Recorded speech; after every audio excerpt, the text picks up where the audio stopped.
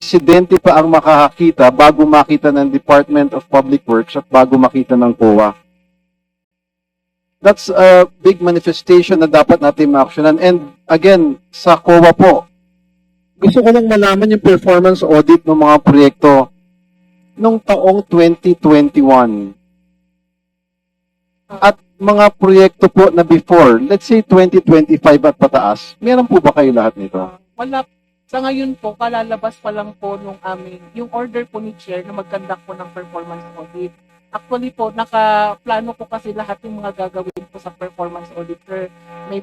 May portfolio po silang gagawin. Pero ang audit teams po ng mga nasa DPWH, nag-conduct po kami ng compliance audit sa mga several district engineering offices and regional offices pertaining to the compliance of the department to their own issuance, particularly Department Order number 23 series of 2015. Ito po yung kanilang sinusunod naman na guidelines, sir, pagdating po sa flood control. Ganon din po yung mga auditors po natin na nandito sa National Capital Region at yung mga district engineering offices sa NCR plus yung nasa Office of the Secretary po. Nag-conduct po kami ng Citizens Participatory Audit. Yung Citizens Participatory Audit naman po, kasama po ng COA na nag-audit ang mga representatives natin from civil service organizations, particularly po yung mga Rotarians po natin. At may mga magagandang observations naman po pagdating po sa flood control projects. Ma'am, the reason why I was saying, kung meron na ba kayong mga audit simula noong taon 2015 pataas, kaya ko po tinatanong yon, kung may na-flag down na po ba kayo dati? Because I do believe na kung nangyayari ang mga ghost projects ngayon, maaari po siyang nangyari noong mga nakaraan na panahon. Tama po ba? Marami po kaming mga observation. Hindi ko po siya maisa-isa or mahimay pagdating sa flood control, sir, kasi po nakakonsolidate po siya sa CAR. Pero na-flag na po noong as early as 2015-16. Mr. Chairman, pwede po bang paki-instruct ang ating resource person na lumapit sa mic? Medyo hindi po kasi, pasensya na po medyo hindi po mali. Thank you po. Sir, as early as 2015, na-flag na po ng mga auditors natin yung mga simultaneous contracts awarded to the same contractors wherein questionably... Simulang anong taon po, ma'am? Sorry to cut you. Yung nakita ko po kasi nabalikan ko, sir, is 2016. 2016 pa? Opo. Pero sa tingin ko, sir, mas earlier pa po siguro kasi ang na-review pa lang po is 2016, sir. Ayan po, sir. Na-flag na po nila na questionable yung mga NFCC sa kadahilan ng maraming hindi lahat na de-declare ng mga bidders doon sa kanilang financial and technical documents, yung mga list of ongoing projects po nila. Yung mga yun po na observation. Meron din pong observation pagdating doon sa mga same key personnel na yun din po ang naa-assign sa mga simultaneous or sabay-sabay na project ng mga contractor. Ganon din po yung kanilang mga equipment. At may mga observations din po na as per RPG-PPAU or yung ating report on publicized government projects, programs, projects, and activities. And doon sa PCMA po nila, yun pong ating project and contract management application ng DPWH, naka-report na po doon na 100% completed. Pero as per validation or ocular inspection po ng mga auditors natin, marami pa pong hindi natatapos or may mga kulang pa po doon sa mga dinideclare nilang 100%. Marami din pong observation ang mga technical audit specialist natin or yung mga engineers po namin sa COA kapag po nag-i-inspect sila at kung minsan ang mga observation po nila ay halos ganun din po sa mga auditors na may mga kulang or hindi po talaga kompleto yung mga project. Or minsan, mas mataas po yung kontrata, yung kontrata po as compared doon sa technical evaluation or yung na-compute po ng mga technical specialist po natin. Mr. Chair, ayan na. Sinasabi na ng representative ng COA lahat ng findings sila since 2016. Marami ng anomalous na mga nangyayari. They have flagged it down. So my question is, to our representative from COA, ano po nangyari sa mga nakita nyo at mga na-flag down nyo na mga anomalous transactions o mga bagay na kahinahinala na? Since 2016. 2016, sir. If I may, sir, meron po kami mga listahan ng mga notices of charges, suspensions, and disallowances po. Umaabot na po siya since 2015 or 2016, sir, ng 120 billion pesos po. Mr. Chair, mukhang mas malalim pa hinahukay natin on day 1 pa lang. COA seems to be doing their job, pero mukhang napupunta lang sa wala yung mga findings nila until President Bongbong Marcos has rung the bell and raised the alarm sa ating pamahalaan na maraming anomalous na nangyayari. Just last Mr. two Chair, questions. Mr. Chair, with the kind of indulgence of Congressman Dionisio, I'd just like to ask a little question in relation to what the COA said. Wait, excuse me, Pwede? Congressman Ben. You're about to finish, right? Yeah, I just would like to find out what she mentioned a date. You said 2016. Di ba? Why 2016? Why not 2010, Ah, 2013? Why 2016? Bakit doon nagsimula? Hindi, Your Honor. Hindi po doon siya nagsimula. Ang nakuha pa lang po naming data so far, dahil po nationwide po siya, Mr. Chair, ay kaya nalimit pa lang po sa 2016. Pero pwede pong i-check po ulit yung mga records po natin as far as 2000 or 2010. Ibig sabihin, nagsimula kayo ng 2016.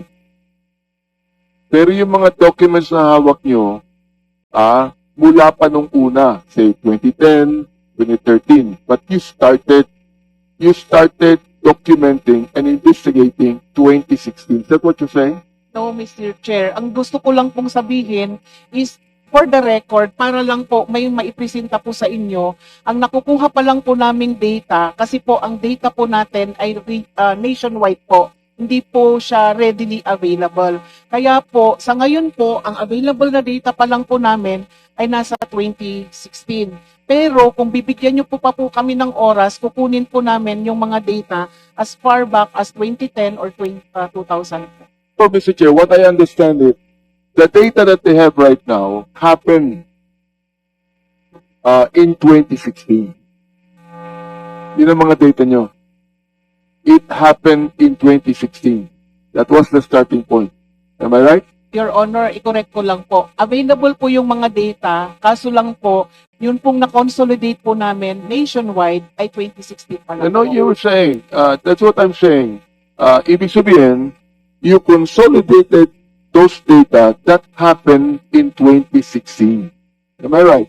Yes, Your Honor. Okay, thank Thank you. you. May I continue, Mr. Chair? Yes, please. I'd like to request the representative from COA, ma'am, baka pwede pong maipasa nyo sa committee yung findings niyo from 2016 onwards. Kung yun po yung meron na kayo for the careful perusal of the members. Your Honor, makapal po kasi siya. I-print po namin at bibigyan po namin kayo. Sige, ma'am. So, last two questions, Mr. Chair. Yung post-audit na in-inspection ni President Bongbong Marcos sa may Barangay PL, sa Barangay Frances, Barangay Bulusan. Meron na kayong post findings, ma'am? Mr. Chair, meron na po. At actually po doon po sa Barangay PL, nakapag-issue na po ng notice of disallowance yung team, Mr. Chair. Although, yun pong transaction dahil 2025 po siya, wala pa po yung mga disbursement vouchers sa COA. Pero doon po sa dalawang nabisita ni President Marcos po, Mr. Chair, ay kasama na din po doon sa ating fraud audit. Hindi ko din po pwedeng pang sabihin dahil po meron po tayong due process na sinusunod, Mr. Chair. Yes, ma'am. Pero it's safe to say na ginawa na ninyo yung post-audit. Tapos tinatapos yun lang yung physical status, compliance specifications, and fund utilization, ma'am. Yes, Mr. Chair. Mr. Chair, again, I don't want to spend marami po more time nag-aantay pa yung ating mga kasamahan. Just a quick manifestation, marami ng check and balance redundancy yung ating gobyerno. Gaya na nasasabi ni Engineer Alcantara kanina, na, siya dapat yung huling bumipirma. Yung nga lang, hindi niya naman pala in-inspection pinipirmahan niya lang with the basis na pinagkatiwalaan niya raw yung mga tao niya. Tama po ba, Engineer Alcantara? Yes, Your Honor. And yung reason po ninyo ay wala po kayong oras na ma-inspect ng isa-isa dahil sa dami? Ganun po ba yan? Minsan lang po meron po inspection po. Hindi naman po lahat. Pero hindi po ba bago nga makakolekta yung mga contractors, specifically requirement ang pirma po ninyo? Yes, Your Honor. Sa inyo na po ang pinakahuli o pinakataas? Pinakahuli na po yun. Opo. Siguro to everyone, sa lahat po ng mga engineers ng Department of Public Works, there's a reason why kinakailangan po yung pirma ninyo. Hindi po rubber stamp yan eh. Ganun po sa lahat ng ahensya.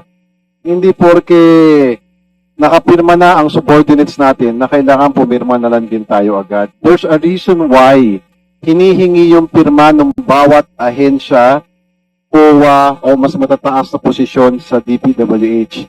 At ang reason po nun ay yung check and balance. Redundant na nga eh. Paulit-ulit na. Pero kung magpapabaya tayo, makakalusot at makakalusot ang mga illegal na gawain. So I appeal to every agency, to every employee, to every department, let's do our job. Huwag tayo maging tamad. Huwag nating isipin na okay na yan at rubber stamp ang pagpirma natin. Meron tayong sinumpaang tungkulin sa bawat posisyon na hawak natin at nakatingin ng taong bayan. At nakakahiya na ang Pangulo pa, Bongbong Marcos, ang unang nakakita ng mga anomalies. So come on, tulungan po ninyo yung pamahalaan natin. Tama na, tigilan na natin at saka bantayan po natin ang pera ng taong bayan. Thank you, Congressman Dionisio. Before going to Congresswoman De Lima for her interpellation, magka-clarify lang po ako sa Commission on Audit.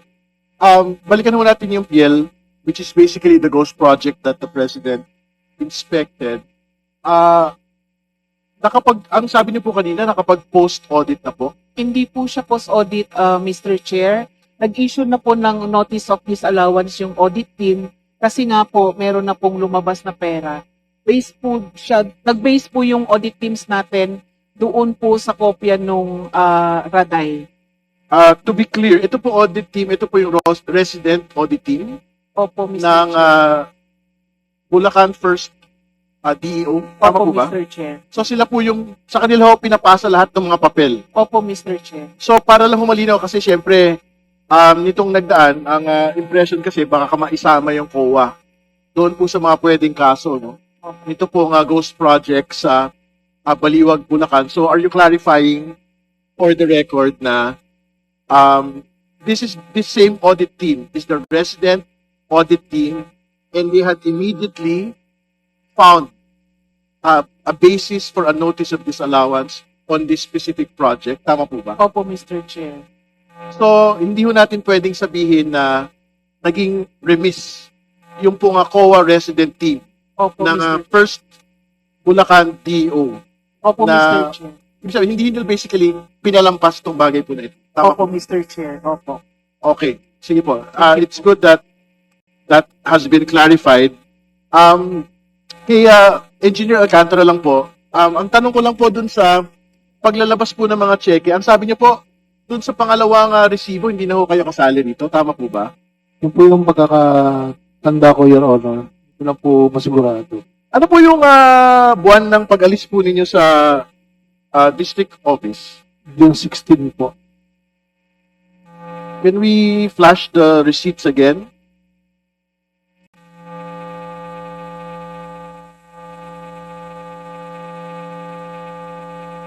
Para lang po malinaw sa ating lahat. Okay.